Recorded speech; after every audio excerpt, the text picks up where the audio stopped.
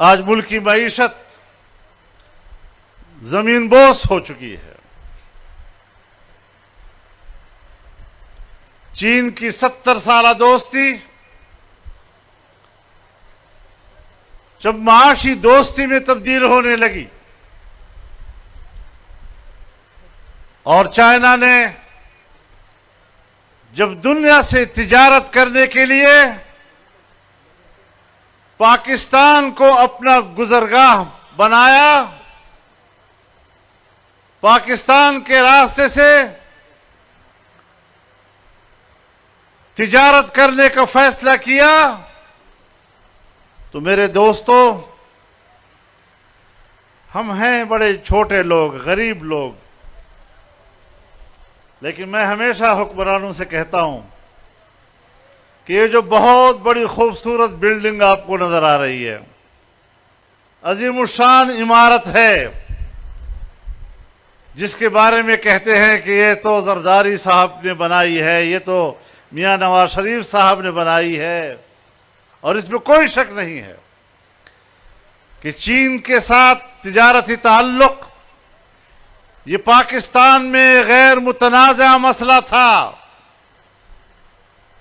اس پر اپنے اپنے دور حکومت میں سب نے پیش رفت کی، لیکن 1995 میں جب میں فارن کمیٹی کا چیئرمین تھا اور چین کی دعوت پر میں نے اپنی کمیٹی کو وہاں چین لے گیا، تو پاکستان کے راستے سے تجارت کے لیے میں نے ان کو 7 دلائل دیے، اور آج بھی وہ ریکارڈ پر ہیں، اور پھر اسی پہ اتفاق رائے ہوا، اور آج یہ بہت بڑی بلڈنگ جو نظر آ رہی ہے، اس کی تہ میں جو روڑا اور سریا ہے وہ یہ فقیر فضل الرحمان آپ کے سامنے کھڑا ہے.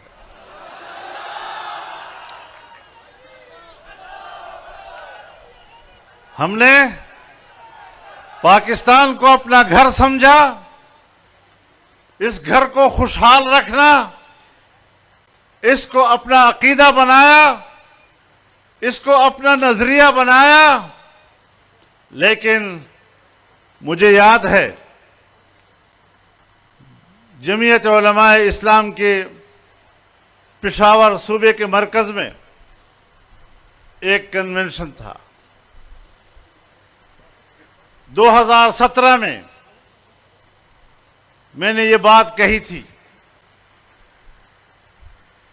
آپ میں سے بہت سے دوست شاید اس وقت موجود بھی ہوں، اگر ان کو یاد نہ ہو میں یاد دلانا چاہتا ہوں کہ میں نے کہا کہ امریکہ اور مغربی دنیا کی اس وقت ترجیحات یہ ہیں کہ دنیا میں ایک نئی جغرافیائی تقسیم پیدا کریں، ملکوں کو توڑیں، اور یہ صدی ان کے اسی ایجنڈے کی تکمیل کے لیے ہے. میں نے کہا پاکستان بھی وہ بڑا ملک ہے کہ جس کے لیے ان کی نیتیں اور ان کے ارادے ٹھیک نہیں ہیں،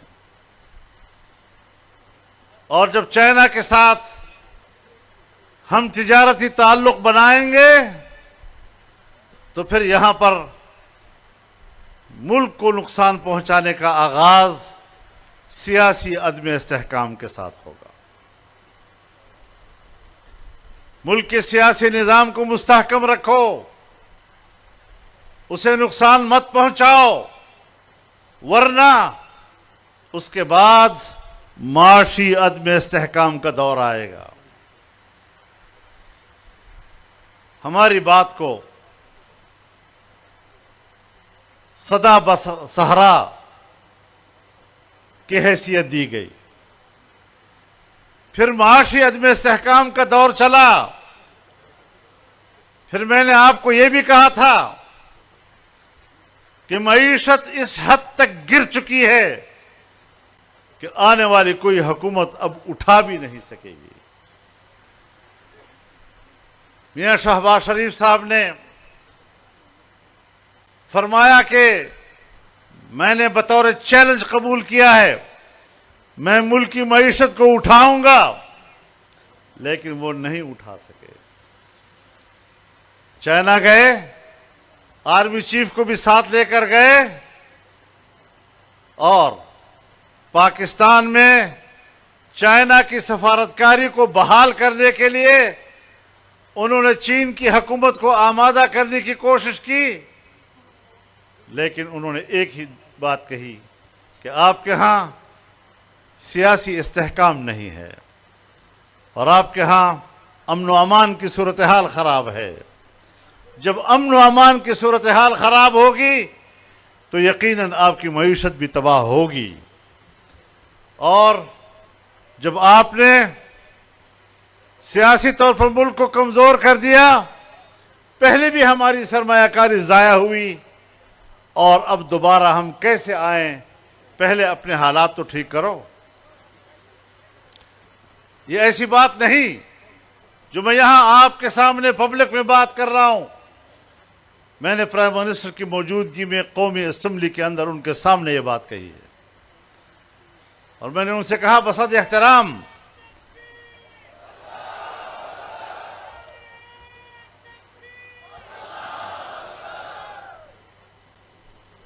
میں نے ان سے کہا بصد احترام آپ دونوں چائنا گئے، لیکن آپ تسلیم کریں کہ آپ کامیاب ہو کر واپس نہیں آئے۔ وہاں پر چین کے صدر نے جس پیرائے میں گفتگو کی تھی، اس کے بعد چین کے ایک منسٹر آئے اور یہاں اسلام آباد میں تمام سیاسی جماعتوں کے نمائندوں سے بات کی۔ اس میں بھی ہم نے پاکستان کے اندر ان کی سرمایہ کاری کو خوش آمدید کہا، ان کے مضبوط تعلق کا تذکرہ کیا۔ انہوں نے اس کی نفی نہیں کی، لیکن یہ بات ضرور کہی کہ آپ کے ہاں سیاسی عدم استحکام بھی ہے اور آپ کے ہاں سیاسی طور پر معاشی طور پر بھی استحکام نہیں ہے، امن و امان کی صورتحال بھی خراب ہے، پہلے ان کو ٹھیک تو کرو تاکہ ہم آ سکیں۔ میرے محترم دوستو، اب ان مشکلات میں ظاہر ہے کہ ہم نے ملک کو بھی بچانا ہے، اس ملک کو طاقتور دیکھنا ہے، اور ظاہر ہے جمعیت علماء اسلام جب تک اپنے کسانوں سے رابطہ نہیں کرے گی، اپنے تاجروں سے رابطہ نہیں کرے گی، اپنے مزدوروں سے رابطہ نہیں کرے گی، ان کو اعتماد نہیں دلائے گی، ان کا اعتماد بحال نہیں کرے گی۔ آپ نے دیکھا اس سال ابھی ہم نے فصل نہیں اٹھائی تھی، غیر ضروری طور پر باہر سے گندم کیوں منگوایا گیا، اور اتنا گندم منگوایا گیا کہ یہاں کے کسان کی فصل ان کے گھر میں رہ گئی، وہ فصل بک نہیں سکی۔ پاکستان کے پاس پہلے سے گندم کا ذخیرہ موجود تھا، پھر غیر ضروری طور پر باہر سے گندم کیوں منگوائی گئی، اور سنا یہی ہے کہ وہ بھی غیر معیاری گندم تھا، اور اپنے ملک کی اسی سال کی گندم آج زمینداروں کے گھر میں پڑی ہوئی ہے۔ کیوں؟ اگر اس کا گندم نہیں بکے گا وہ اگلے سال گندم کیوں کاشت کرے گا؟ یہ ہوتی ہے ملک کی معیشت پر کلہاڑا چلانا اور ملک کی معیشت کو سہارا دینے والے کسان کی کمر توڑنا۔ ہمارے ملک کے اندر حکمرانوں کی ان پالیسیوں نے ملک کی معیشت کا بیڑا غرق کیا ہوا ہے۔ تو اس حوالے سے آج ہم نے مردان سے اس بات کا آغاز کیا ہے۔ یہ زرعی علاقہ ہے، ثوابی زرعی علاقہ ہے، چارسدہ زرعی علاقہ ہے، مالاکنڈ زرعی علاقہ ہے۔ اس پورے علاقے کی نمائندگی کرتے ہوئے آج ہم نے پورے ملک کے کسان کو آواز دی ہے آپ کے اس اجتماع سے، اور یہ اجتماع پورے پاکستان کے کسانوں کے نمائندہ اجتماع ہے۔ تو میں یہ بات کرنا چاہتا ہوں کہ یہاں تو آوے کا آوا خراب ہے، پارلیمنٹ ہے تو اس پر عوام کا اعتماد نہیں ہے. عوام نے ووٹ کس کو دیا اور اسمبلی میں کون پہنچا اس کا کوئی حساب کتاب نہیں. اگر پارلیمنٹ پر لوگوں کا اعتماد نہیں ہوگا تو پھر وہ پارلیمنٹ ملک کے مسائل کو حل نہیں کر سکے گی.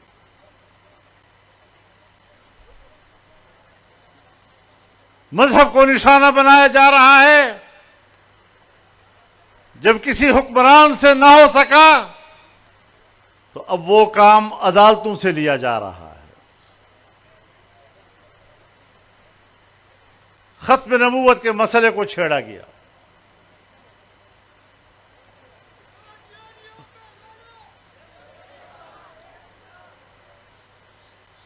اگر کوئی سمجھتا ہے چاہے وہ جج ہو, چاہے وہ سیاستدان ہو, چاہے وہ جرنیل ہو, چاہے وہ حکمران ہو, کہ وہ پاکستان میں قادیانیوں کی پرانی حیثیت کو بحال کرے گا اور ان کو مسلمان کا سٹیٹس دوبارہ دے گا, انشاءاللہ ہماری لاشوں پر یہ ہو سکتا ہے.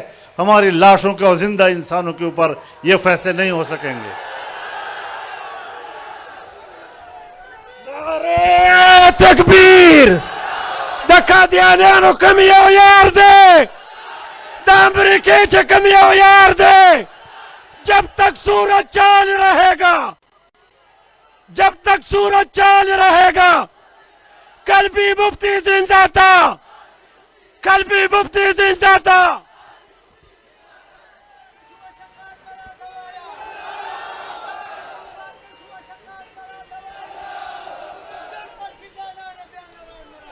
ماشاءاللہ ماشاءاللہ.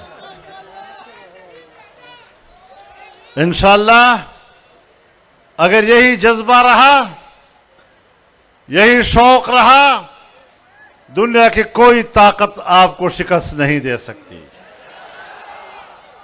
انہوں نے مدارس پہ ہاتھ ڈالا ہے, قانون سازی کی ہے اور اپنے ناپاک ارادے پبلک کے سامنے رکھے ہیں.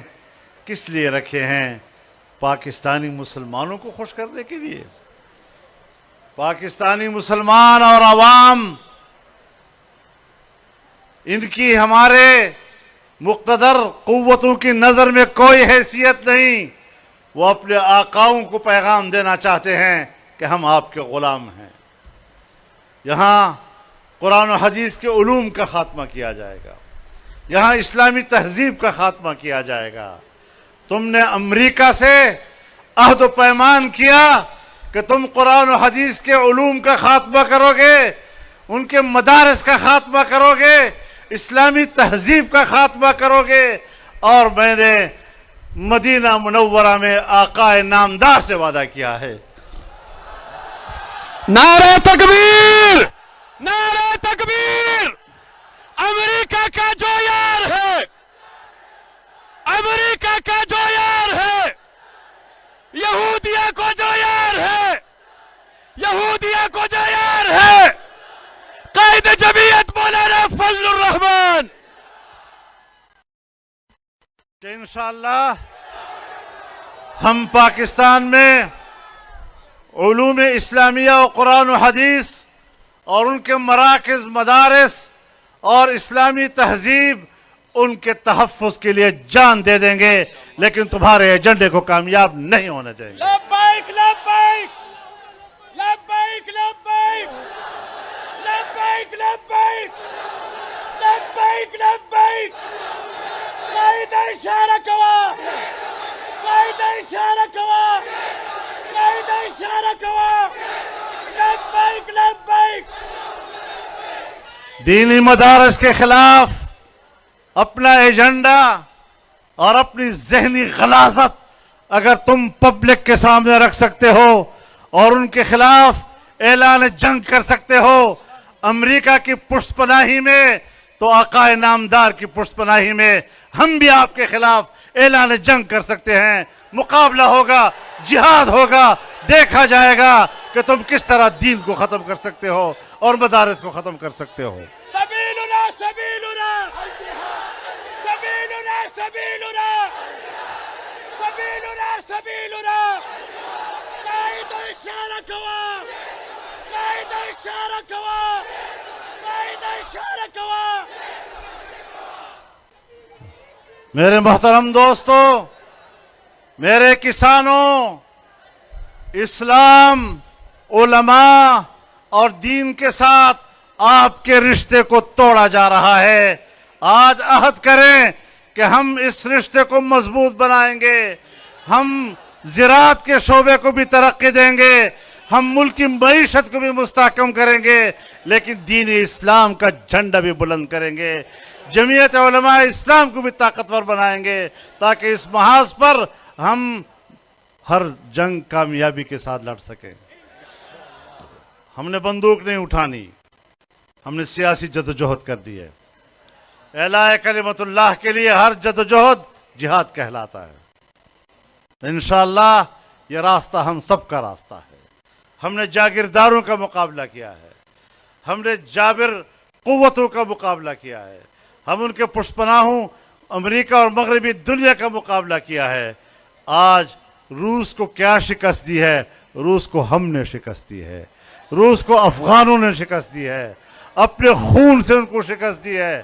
امریکہ سمجھتا ہے کہ اب میری بالادستی آ گئی، سو آپ نے بھی آزما لیا، آپ نے بھی افغانستان پر حملہ کیا، 20 سال تک اپنا قبضہ رکھا، لیکن افغانوں نے آپ کے خلاف بھی جرأت کے ساتھ اپنے خون کے نذرانہ پیش کر کے تمہیں اس سرزمین سے نکالا ہے۔ اگر تمہارا یہ خیال ہے کہ تم پاکستان میں آ کر مدارس کا خاتمہ کر سکو گے، خاطر جمع رکھو، تمہارا باپ بھی یہ مشن پورا نہیں کر سکے گا۔